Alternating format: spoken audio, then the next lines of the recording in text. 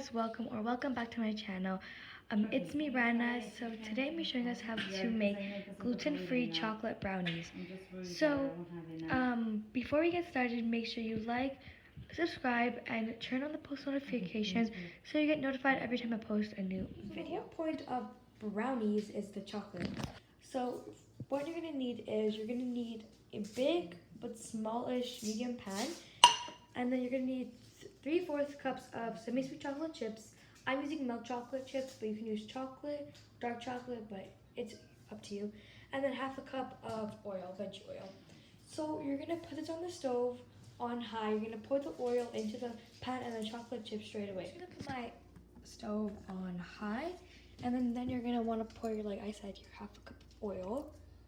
Just gonna pour that in, and then you're gonna pour in your 3/4 cups of semi-sweet chocolate chips, and you're just gonna let it sit there for like 10 seconds, and then use a Wix to Wix it around. And make sure you do not burn the chocolate because that will ruin the whole brownie batter.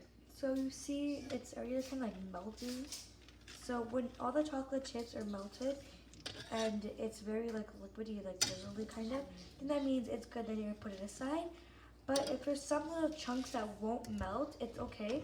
Those will eventually melt in the oven. And yeah, so you're just gonna mix until it's fully melted. And I'll come back when it's fully melted. So when it looks like this, or almost similar to this, that means you're gonna put it to the side, and we're gonna go on our wet ingredients now. So when you're done doing that, you're gonna get 3 large eggs, and then you're gonna crack them in the bowl, and then use the same Wix as you used for the chocolate and Wix in the eggs. So when you're done that, you can just get the whisk and Wix it. And you're just gonna beat the eggs up. So I added 1/4 cup of brown sugar, and now you're gonna be needing 3/4 cup of white sugar, and then you're gonna mix this together. From that, you're gonna add 1 teaspoon of vanilla extract, and then you're also gonna whisk that all in.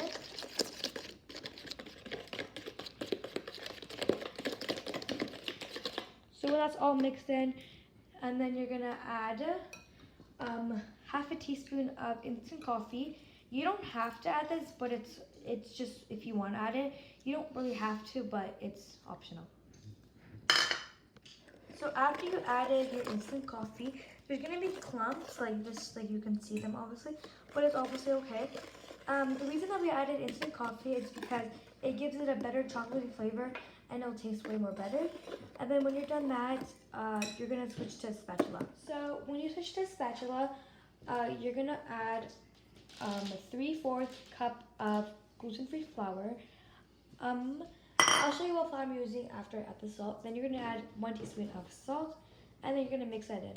But the flour that I am using is, I'm using this instant corn flour. It's a gluten-free flour. It's actually really good. Or you could use almond flour. It's optional, but I use this flour. Or you can use any flour you want of gluten-free. This also works if you put gluten flour, but I'm making a gluten-free batch. So yeah. So I don't know if I said this, but make sure you add 1 teaspoon of salt, not tablespoon, because if you put a tablespoon, it goes really salty, nasty. I actually did that once on accident, but yeah.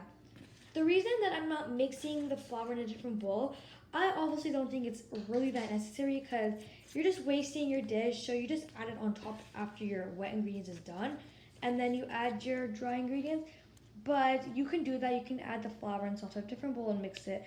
There's actually no use for that. So yeah, and we're just gonna mix this up. And make sure your oven's preheated to 350. So when your batter looks like this, I know it's not done, you're gonna add your chocolate in. Or you can add your chocolate before you add your flour. I think that's better, but I kind of forgot, so it doesn't matter actually. You can add it when it's like halfway mixed in with the flour, or before you add the flour. And make sure your chocolate's not hot when it's poured in, because if it's hot, it's gonna make your eggs inside scramble, and you do not want that in your brownies. If it's like warm-ish and coldish, then that's perfect temperature. But if it's not really cold and it's mostly hot than cold, then you would have to let it like freeze for a little bit. Not freeze, but like cool down before adding it so your eggs don't scramble. So I have my camera at a bad angle. I'm sorry. So I have my batter right here. And then I'm just gonna add in my chocolate. I'm slowly just gonna pour it in. And like I said, if there's any chocolate chunks, it's obviously fine. You're gonna mix it in later on. It's gonna melt in the oven too. And yeah, you can add, if you want, you can add the chocolate. You can add some chocolate chips if you want it to be like more like that. But I really don't prefer it. But it's obviously up to you if you want to do that.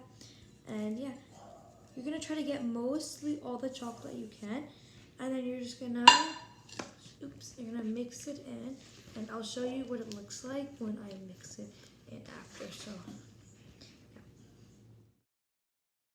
So the other video, the other clip that you just seen, that was just a little time lapse of me mixing the batter, because it does take a little while to mix in the batter, and then you have to scrape down the sides.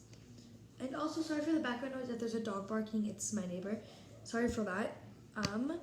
But then you're gonna want to mix it like this, and then so it's like thick but liquidy at the same time. When you have the texture, you'll see like what I'm talking about. But when it's like kind of like thick, but like also liquidy at the same time, like it's kind of getting hard to mix. Then that means it's done. And then you're gonna get a glass pan. You're gonna want to get an 8 by 8 inch pan. You can use a bigger one. Just the brownie's gonna be a little more thinner, and when you want a brownie piece, it kind of want to be a little thicker, so it tastes a little better. So yeah. Hey guys, sorry I look a little bad, but I need to explain this easily. So I have an 8 by 8 pan. I'm a kid. I'm 12 years old, so it's about the size of my face. You're gonna want to get butter. If you don't have one of these, you can use your fingers, but if you want to get butter, you're gonna like spread it all around. And the butter I'm gonna using is salted, like I'm not gonna say the name, but it's some salted stick butter. You don't have to use stick butter, but if ever I would probably prefer salted butter, because if it's non-salted, it's not gonna be as good. So yeah. I'm only putting butter at the bottom because it'll be easier to actually take off. So I'm gonna get some butter and I'm gonna milk in the microwave for like 30 seconds. There. Okay, so I put that in the microwave for like 30 seconds. And then I have baking, like these parchment paper. You wanna get a piece, this is also optional, but the butter, you're gonna have to definitely put down so it doesn't stick. So I don't want you to, probably don't want to waste your butter be sticking. But you're gonna get some parchment paper. This one's optional.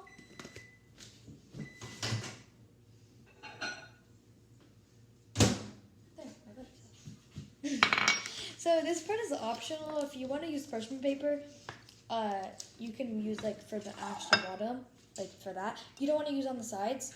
Just saying, when you cut it and you scoop it out, the parchment paper will move around when you scoop it, but that's obviously optional. If you're not using parchment paper, you're gonna want to use some flour and sprinkle it at the bottom, so it doesn't stick as much more. So you see, I'm like just painting it, kind of. Like I'm just kind of painting the bottom. You're mostly gonna want to like paint. I'm gonna use paint as the term of doing this. You're kind of want to paint the sides more, because you're gonna have the parchment paper or the whatever. If you're using flour, you're gonna use flour at the bottom. So probably gonna want to use parchment paper. I mean, you're probably gonna want to paint or butter the sides more. Then mostly you're gonna focus on the bottom less, because the sides usually never come off for me because I don't butter it properly, or just don't even butter it at all. But now I learned from my mistakes, and you gotta butter it. So I'll come back when I butter this. I have this one side left. Actually, yeah. I'll come back when I butter it. So when it's mostly buttered, like that, all the sides are buttered, that's like the good term you wanna do. make sure when you're using a glass pan, you definitely need to get the corners. The corners are the hardest parts to get your brownie batter out. And when you get your first scoop out of your brownie batter, it's actually easier and then, harder. So you're definitely going to want to get it on the sides because you don't know what side you're going to actually take the brownie batter up. And then, yeah, and then the rest will be easy to pick up. But so you're gonna butter it properly, and I'll get some flour, and I'm gonna sprinkle it, and then I will get my parchment paper and cut it. Obviously, it's too big, so I'm gonna use half of it, and I'm gonna use it only for the bottom. I'm not gonna put on the sides because I'm gonna butter the sides and put flour there. So I got the flour. I just got a little bit. Oh, you can't even see it. Just a little bit. Don't really need a lot. I'm just gonna sprinkle it. This is also, well, if you're not using parchment paper, I would do this too, but you kind of don't have to, it's just better. And then after this, we will tap it around, and I will show you what I'm doing after this. So, yeah. So you've seen that very awful clip of this video that I kind of just moved it around, so I did, and I kind of just put a mark. So I did that, kind of moved it around-ish. So now I'm gonna get the parchment paper and I'm gonna cut a square that fits perfect there. So I'll be back when I do that. So that's how it looks. There's a little bit on the side that's overlapping, but that's obviously fine. Totally fine. So now I'm gonna just keep it there so it doesn't come up or move around whenever we're doing or putting it in.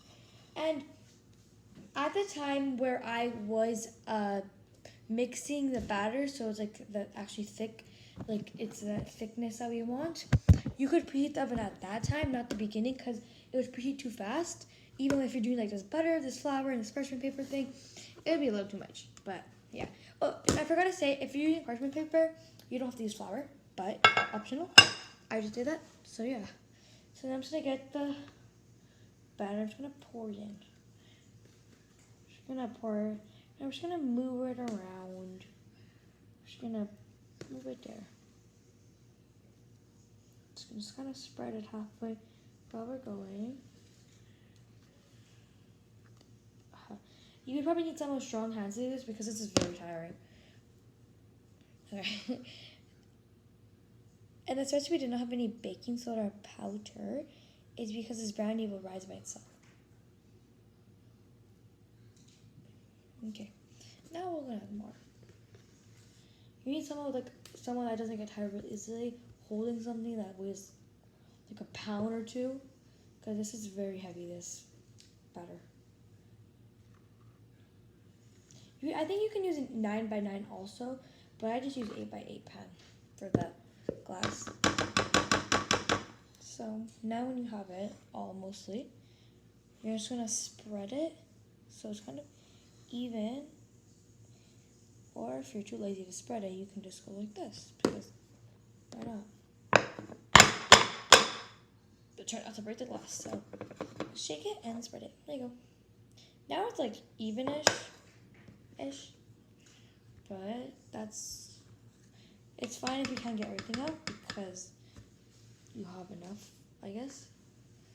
And if you want it to be bigger and you double this recipe, you're probably gonna use like a different kind of pan, like a pan like this one. Okay, if you're gonna double the recipe, use a pan like this one.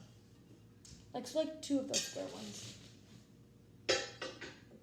Yeah, so if you're gonna make a double one, if you're like making for family or just yourself, because you're kind of craving brownies like I am, then you're gonna wanna use 2x8s or the pan I just showed you right there. So I'll come back when I have everything out because it's taking forever. And if you have extra, you can like scrape on the side of your spoon because you don't want to waste food. So then you can just scrape it out, and then you can use a Kleenex to clean that side. So you see that little time lapse of me cleaning the outside of the edges. So this is how it looks. Now you're gonna put in the oven at 350 for 25 to 30 minutes. Seems like a lot, but it's really not that much. Also, I forgot to say, if your batter after like the 25 to 30 minutes is still liquidy when you put a toothpick in, then that means you're going to put it in the oven for another 5 or 10 minutes, depending on how liquidy it is. But all brownies have a bit of liquid to it because it's like fudging brownie. It's brownie, so it's at 350 and it's baked on high. Then you're going to add in your brownie batter. Obviously, I'm going to use gloves later on, but then you're going to put it in the oven, and then, like I said, timer for 25 to 30 minutes. So, yeah. So, after 30 minutes, this is how it looks like. So, I'm just going to put a stick in and try it. So, it looks like that right now. So, we're going to put it in for another 5 more minutes. 5 to 10 minutes. I'll put it in for a little longer because this is too gooey. So, after 10 minutes, it should look like this. And then when it looks like this, you can take it out and you're gonna put some of these things on the table, and you can let it cool for 10 to 15 minutes. When it looks like this, let's look up better lighting. You're gonna let it sit for 10 to 15 minutes, and then I'll show you how you would serve it on a plate for other people. Before you let it cool, you're gonna wanna cut it in lines like this. If it breaks, it's okay if it breaks a little bit. It's because it's hot, but you have to cut it when it's hot. And then if it falls like this, you can just try the piece if it's good or not, and then you can put it back in the oven if it's not good. But it should look like this. And the more that you mix it, the more the crunchy the top would be. But so let it cool for 10 to 15 minutes. Guys, this is how they turned out. This is how thick they are.